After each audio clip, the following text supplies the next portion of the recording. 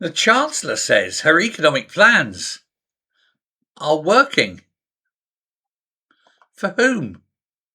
Not for the country, that's for sure. Um, the markets, they're telling her rather a different story, though.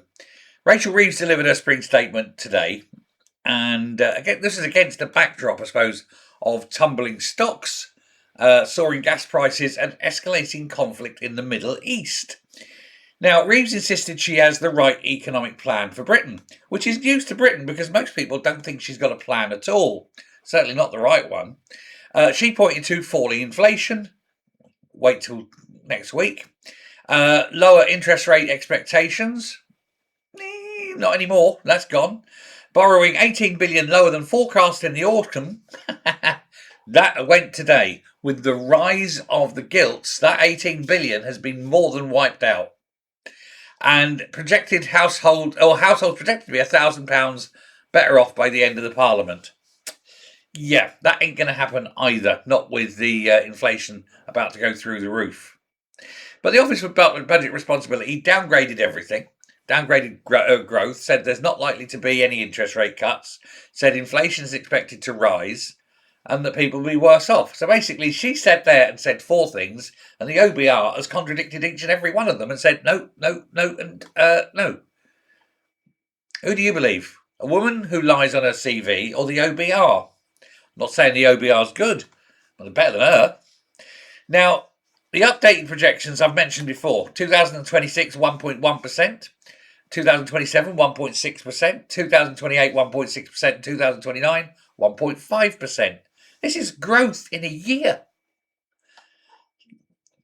It's ridiculously bad, especially as inflation is going to be 5-6% minimum in the next few days. But these forecasts, of course, were all finalised before the latest escalation with Iran. So imagine now that 1.1% growth will actually be 0.1% growth, or even a loss, even going into negative territory. It's entirely possible.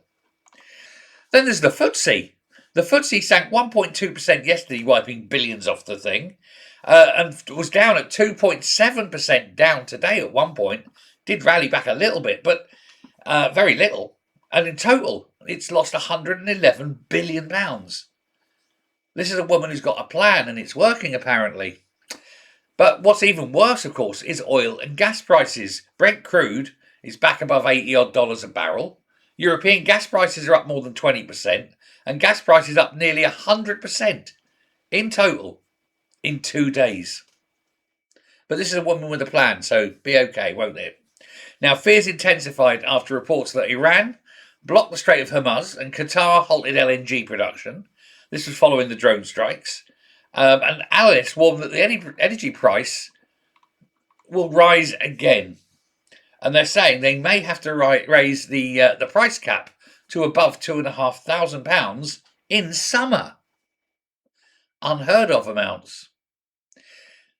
And of course, we're going to have this renewed inflation spike once these new figures coming in and the energy costs are added in. Market expectations for a rate cut have gone, they've disappeared, and the 10-year gilts, as I've mentioned before, are up through the roof.